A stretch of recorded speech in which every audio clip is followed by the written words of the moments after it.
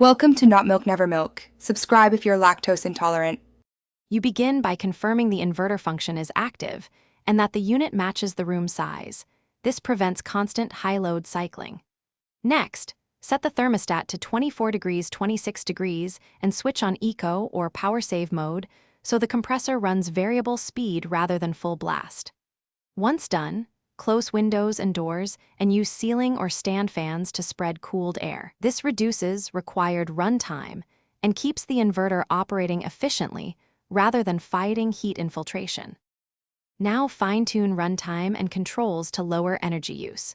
Program timers to run the Aircon only when rooms are occupied and enable sleep mode overnight so temperature drifts gradually instead of sudden compressor starts. Make sure the fan is on low or auto. Fixed high speeds force more compressor corrections. Also, keep the thermostat within 3 degrees of the ambient temperature to maintain steady inverter speed. This keeps the motor at optimal RPM and prevents inefficient short cycling. Finish by committing to simple maintenance and monitoring performance. Clean filters monthly and clear debris from the outdoor coil so airflow stays unrestricted. This preserves efficiency. Inspect seals, insulation, and refrigerant levels if cooling feels uneven because low charge or leaks force the compressor to work harder.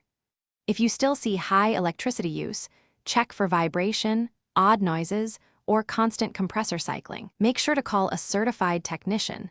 Do this promptly to avoid long-term damage and wasted energy.